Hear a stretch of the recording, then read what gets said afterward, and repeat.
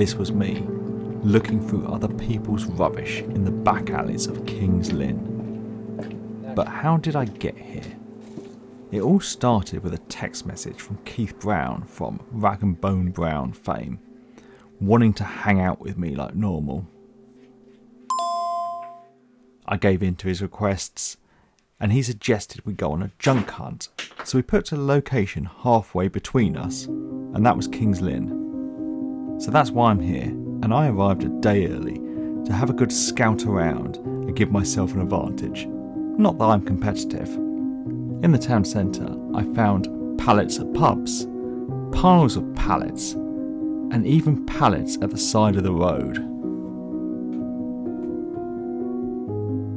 I found a church with a wooden spire, but everything was well nailed down. So I checked behind bins, but I was not having much luck. I thought I'd head down to the river and look for some driftwood, but all I got was muddy. I did find this bit further along, but I think it might have been a bit too big and heavy for my needs.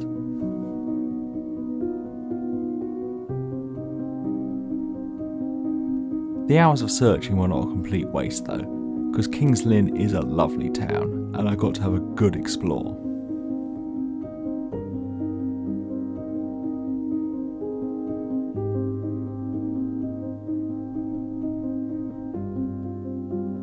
But at the end of the afternoon, I decided to admit defeat and find refuge in a local hostelry.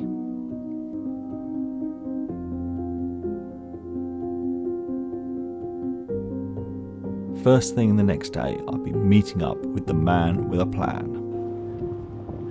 So I think this area over here is all residential and there are some alleyways, so shall we start here? You're the expert, I'm following you.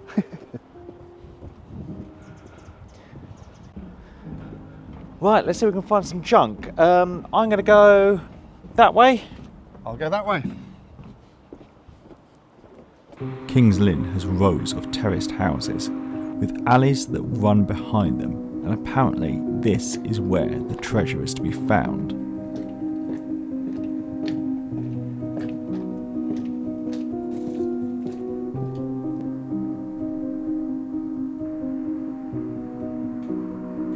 I came across this nice looking table, but unfortunately there's some veneer repair needed and it was a bit too big a job for me.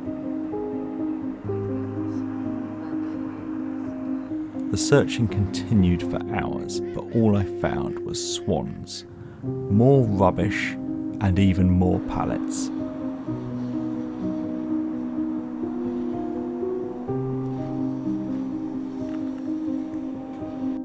So in the end, I finally had to give in, and I grabbed a couple of the 200 pallets I saw.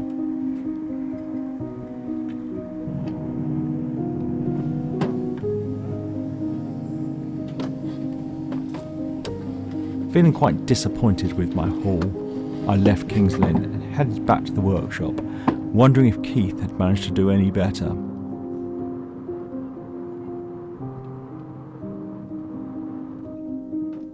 It didn't take me long to come up with a plan for what to do with the pallets, as a friend had asked me to make them a mud kitchen for their nephew, so this seemed the perfect time to get on with that.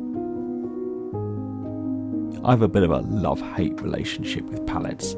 I love that they're free. I hate how much work it takes to actually turn them into usable wood. So like normal, the first and tedious job was to get them all broken down and remove all the nails from them.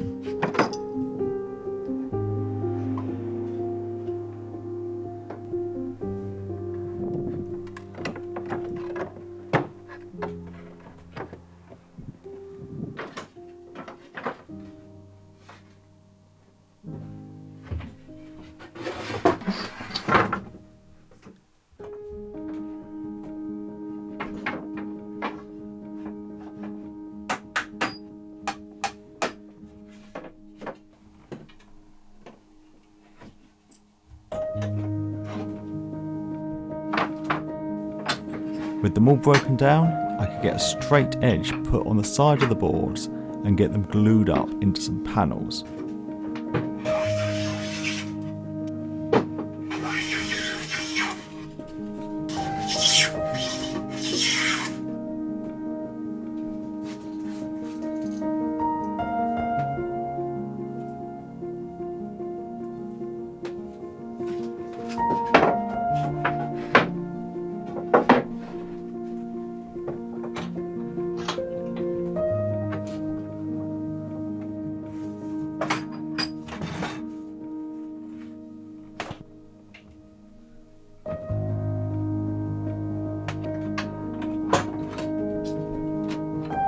With these panels dried, I could get them ripped down so they're all the same width, and then I got them broken down into 5 sections, which are going to make up a box that's going to be the base of the mud kitchen.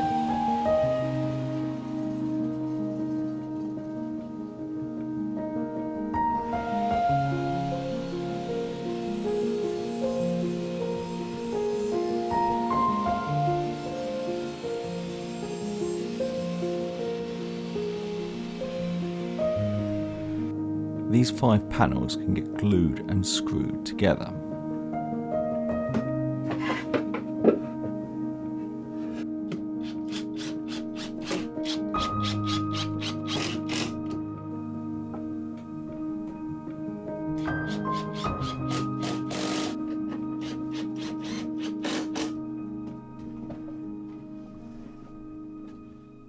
I wanted to use as much of the pallet as I possibly could, so I thought the blocks that go in between the slats would be good to use as feet for the base of the kitchen.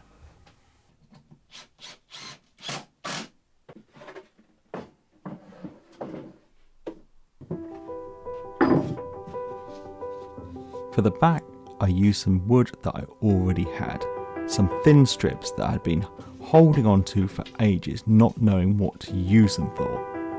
I'm sure we all have piles of wood like this. This seemed like the perfect opportunity to use them all up.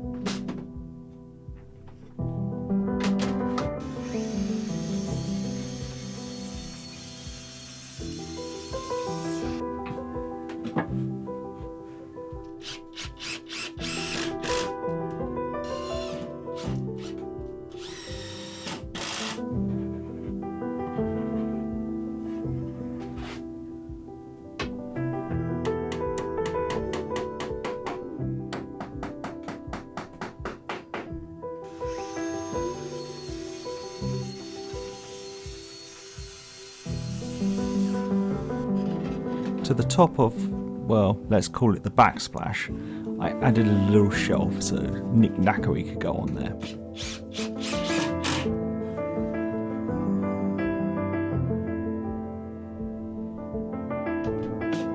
The one item I had to buy and couldn't find was the kitchen sink, or probably dog bowl is a better description. I find these work well as they don't need to be secured down.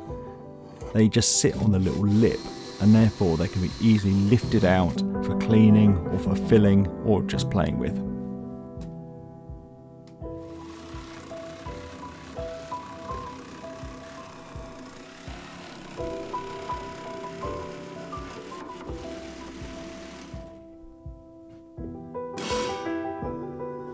Back in the summer, I made myself a garden bench with some built-in storage, and I painted it this blue colour, and I've got half a tub of paint left. So this is the perfect opportunity to use it up and spend no money on this project. Well, apart from that dog bowl.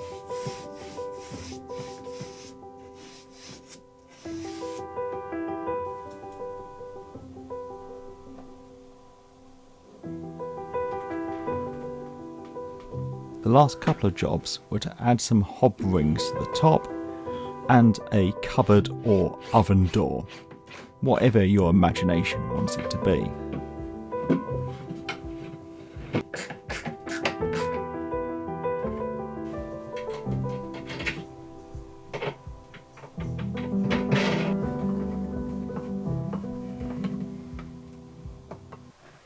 So that's it all done.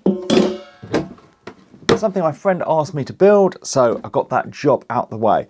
Now, when I went to Kings Lynn, I was really hoping for a bit of old furniture I could try and restore or do something with it, but I guess that's the nature of looking for things on the street. You've got to find what you can on the day, and that day there was only pallets. But Keith might have done better, so I'm going to go and check out his video next because I don't know what he's got.